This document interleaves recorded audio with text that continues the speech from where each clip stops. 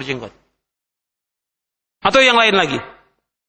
Ya, masalah-masalah yang lain. Tetap yang Allah lihat itu bukan hanya hati dan amal. Antum lihat hadisnya. Di halaman 55. Kembali lagi di halaman 55. Nabi bersabda, "Innallaha la yanzuru ila suwarikum wa amwalikum walakin yanzuru ila qulubikum wa a'malikum." Sesungguhnya Allah tidak melihat kepada bentuk rupa kamu. Allah tidak melihat kepada harta kamu, tapi Allah melihat kepada hati dan amal.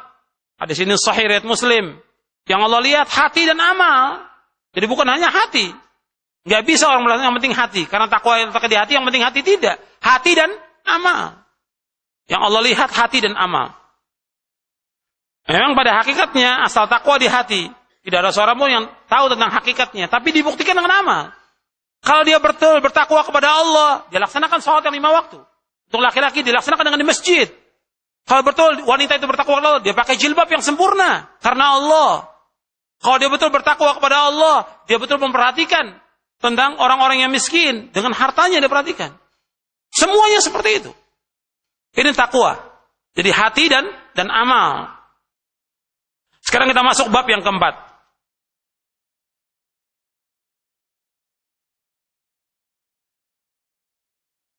Yaitu kiat untuk meraih takwa kepada Allah.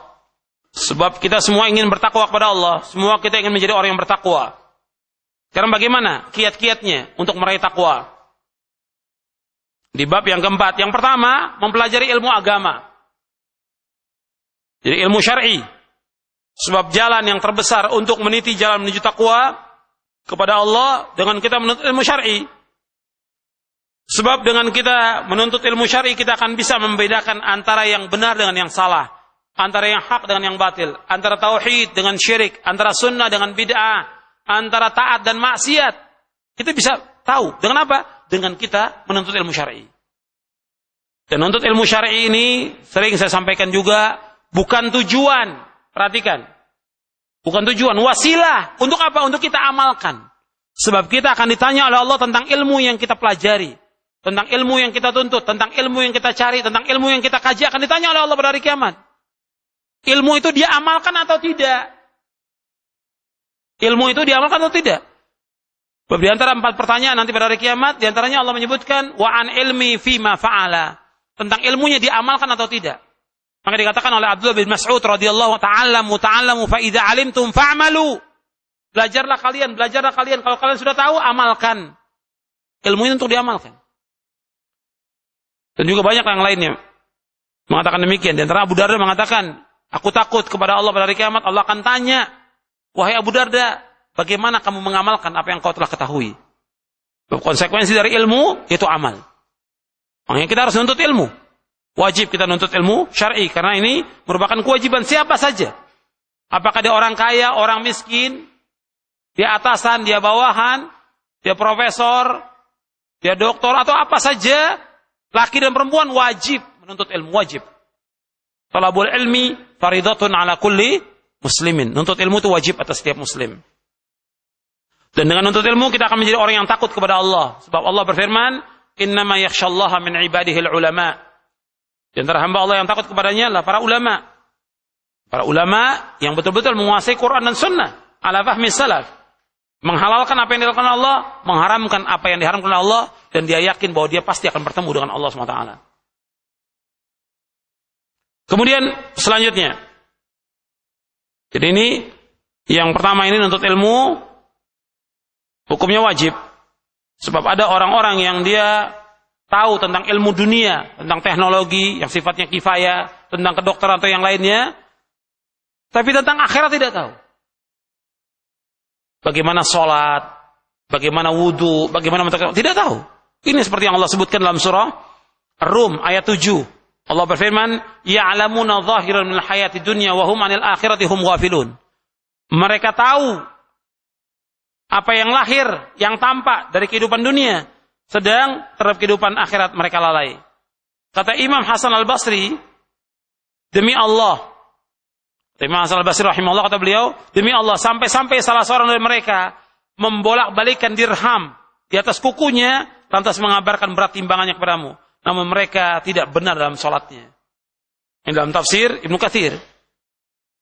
Menafsirkan ayat ini, Imam Hasan Al-Basri, seorang tabi'i, menafsirkan ayat ini. Mereka tahu tentang dunia, orang yang tahu tentang teknologi. Sampai logam, dulu mata uang logam. Dinar atau dirham. Dinar mata uang emas. Dirham mata uang perak. Itu kalau diletakkan di kukunya, ya gini kan, tahu dia berapa gram. Tahu. Tapi ketika suruh sholat tidak tahu bagaimana cara sholat. Jadi mereka tahu tentang dunia, tidak tahu tentang akhirat. Dicela oleh Allah. Ayat ini, surah Rum ayat 7, mencela orang-orang yang tahu tentang dunia tapi tidak tahu tentang akhirat. Maka itu kita wajib menuntut ilmu syar'i. Karena dengan menuntut ilmu syar'i akan mengantarkan kita kepada takwa dan juga takut kepada Allah Subhanahu wa taala. Kemudian yang kedua, kiat untuk mencapai takwa. Jadi yang pertama, talabul ilmi syar'i. Yang kedua, yaitu sungguh-sungguh bertakwa kepada Allah. Bagaimana sih sungguh-sungguh takwa kepada Allah? Dengan mentauhidkan Allah, menjauhkan syirik. Bagaimana dengan sungguh-sungguh takwa kepada Allah? Dengan mentauhidkan Allah, menjauhkan syirik. Dengan mengikhlaskan ibadah semata-mata karena Allah. Jangan riya. Jangan mengharapkan sesuatu. Jangan untuk tujuan dunia. Ikhlas semata-mata karena Allah. Ini takwa. Dengan sebenar-benar takwa. Yang disebutkan di dalam ayat, ya ayyuhalladzina amanu taqullaha haqqa tuqatih wa la tamutunna illa wa antum muslimun. Jadi wahai yang beriman, bertakwalah kalian kepada Allah dengan sebenar takwa dan jangan kalian mati melainkan dalam keadaan kalian Islam. Seperti yang dikatakan oleh Abdullah bin Mas'ud, seperti yang sudah kita baca di halaman 26 tadi, dengan mentaati Allah, tidak boleh berbuat maksiat, dengan selalu ingat kepada Allah dan tidak boleh melupakannya, dengan selalu bersyukur dan tidak melupakannya. Kemudian yang ketiga, kiat untuk meraih takwa kepada Allah yaitu tadabbur Al-Quran dan Sunnah. Tadabbur artinya betul-betul kita pelajari Al-Quran ini, tadabbur. Dan dengan kita tadabbur, kita akan menjadi orang yang bertakwa. Membaca Al-Quran, memahami, mempelajari isinya, itu namanya tadabbur. Mempelajari isi dari Al-Quran itu, penjelasan para ulama, para mufassirin tentang ayat itu, kemudian kita amalkan, itu namanya tadabbur Al-Quran. Dan Allah berfirman, afala yatadabbaruna al-Quran am ala qulubin aqfaluha. Dalam surah Muhammad ayat 24, apakah mereka tidak mentadabburkan isi Al-Quran atau hati mereka terkunci? Disuruh kita tadabbur. Tadabbur yang maksud dengan kita membaca, kemudian memperhatikan isinya, dan juga mempelajari tafsirnya dan mengamalkannya. Itu tadabbur Al-Quran dan Sunnah. Yang keempat, berdoa. Untuk mencapai takwa, kita berdoa kepada Allah. Jadi doa ini penting dalam kehidupan seorang mukmin, seorang mukminah penting. Jadi harus kita selalu berdoa kepada Allah, jangan tinggalkan. Sebab kita harus selalu berdoa kepada Allah Subhanahu wa taala, sebab Allah memerintahkan kita untuk berdoa. Wa qala rabbukum ud'uni astajib lakum. Allah berfirman, hendaklah semuanya berdoa kepadaku. Aku akan kabulkan doa kalian. Maka untuk bisa mencapai takwa, berdoa kepada Allah. Di antara doa Nabi, dan ini nanti bapak dan ibu hafalkan, ikhwan dan akhwat hafalkan. Itu dua doa, saya muat di sini. Yang pertama, doa Nabi, Allahumma inni as'alukal huda, wat tuqa, wal afafa, wal ghina. Hadis ini sahih, diriwayatkan oleh Imam Muslim. Ya Allah, aku mohon kepadamu petunjuk, ketakwaan, kesucian diri, dan kecukupan. Jadi al-afaf, terpelihara diri, dan juga kecukupan. Kemudian juga doa, ini hafalkan. Yang kedua, Allahumma inni a'udzubika minal ajzi, wal kasal, wal jubni, wal bukhli, wal haram, wa adzabil qabri. Allahumma ati nafsi taqwaha, wa zakkiha anta khairu man zakkaha, anta waliyuha wa maulaha. Allahumma inni a'udzubika min ilmin la yanfa', wa min qalbin la yakhsha', wa min nafsin la tashba', wa min da'watin la yustajabu laha. Ya Allah, sungguhnya aku berlindung padamu dari kelemahan, kemalasan, sifat pengecut, kekikiran, itu bakhil, pikun, dan azab kubur. Aku berlindung kepada Engkau dari kelemahan, kemalasan, sifat pengecut, sifat bakhil, pikun, dan azab kubur.